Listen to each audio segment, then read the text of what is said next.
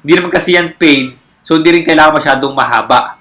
Kailangan mo lang silang bigyan ng idea.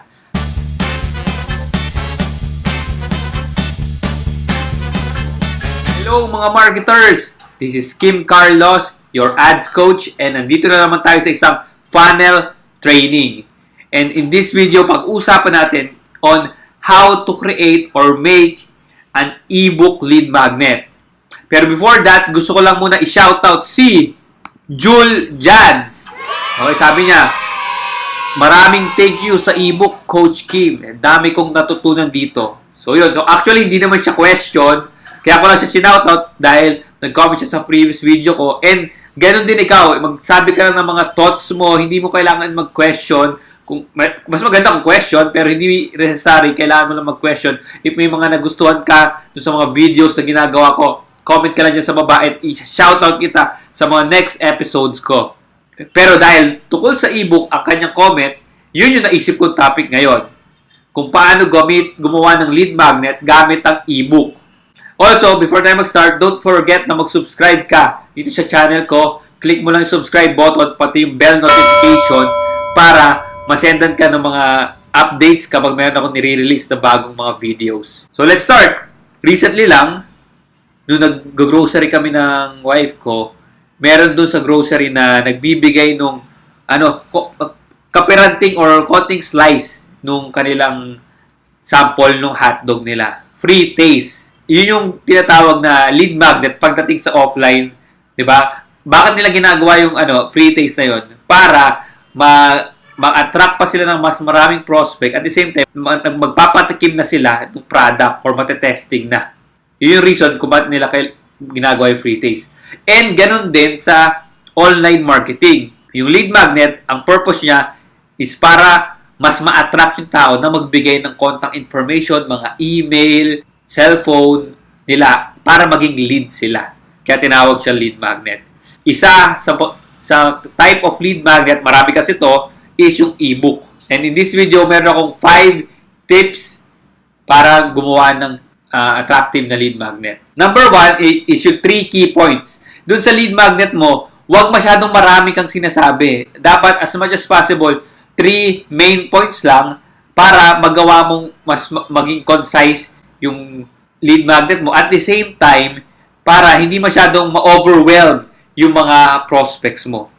For example, doon sa ebook ko, yung Social Media Ads Secrets for Marketers. 3 key points na yung sinabi ko doon kung paano mag-run ng profitable Facebook ads with less expenses. Yung key point 1, sinabi ko doon yung all about audience or messaging. Yung key point number 2, pinag-usapan ko naman yung testing sa optimization. Key point number 3, pinag-usapan ko doon yung retargeting and advanced strategies. So, ganun lang. 3 key points lang, mas reader-friendly. Also, pupunta na tayo sa tip number 2, which is yung length. Yung length ng ebook mo, kapag ang purpose niya is hindi for sale, kundi para sa lead magnet, kung free lang siya, ang dapat length niya is maximum of 20 pages, around 10 to 20 pages lang. Kasi nga, dito, lalo na ngayon sa information age, masyadong mabilis mawala yung attention span ng mga tao. And kaya sila nag-download ng ebook para lang sa fast reading lang. Hindi naman kasi yan paid, so hindi rin kailangan masyadong mahaba. Kailangan mo lang silang bigyan ng idea. For example, isang coaching client, nasa insurance industry siya. Tapos, nahihirapan siya magkaroon ng leads. So, ang ginawa ko, sabi ko sa kanya, gumawa siya ng lead magnet regarding education kung bakit kailangan ng insurance. Gumawa siya ng short ebook, as in 10 pages lang. Pero nung ginawa niya yun, mas dumami na yung mga prospects niya. Third tip is yung footer.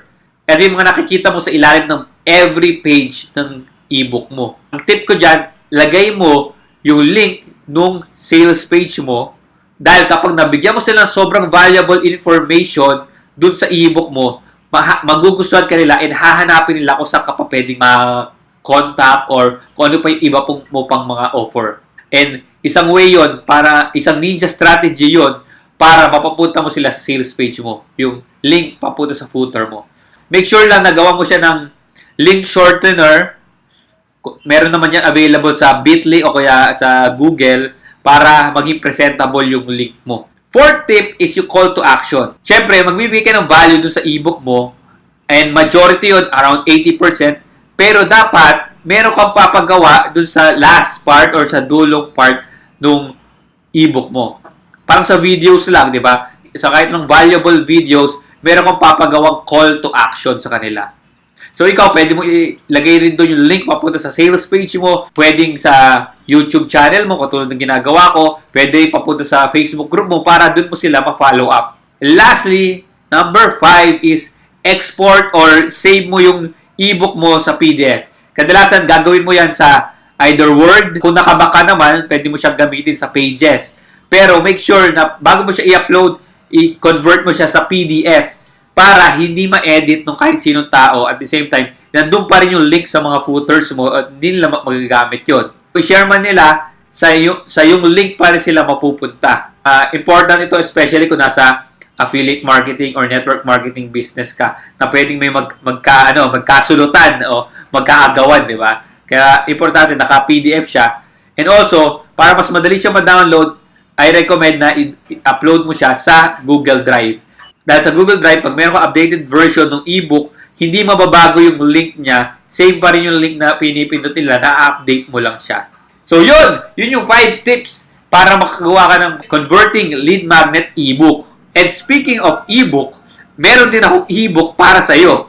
If hindi mo pa na-download yung ebook ko, yung Social Media Ad Secrets for Marketers, I highly recommend na i-download mo siya. Yung link nasa baba ay makakatulong to sa'yo, especially kung isa kang marketer, network marketer, affiliate marketer, agent, insurance man, o real estate. Makakatulong to sa pagparami pa ng mga leads and prospects mo and hopefully yung sales mo. Also, if may natutunan ka dito sa video na to, don't forget to like this video and mag-comment ka sa baba para ikaw yung ma-shoutout ko sa next video and yung topic mo ang pag-uusapan natin. At the same time, mag-subscribe ka. Click mo lang yung subscribe button and bell notification para every Monday na nag-upload ako ng videos, maalala mo. At the same time, lahat ng videos ko, mapag-aralan mo. So, thank you for watching this video. I hope to see you. This is Kim Carlos. God bless.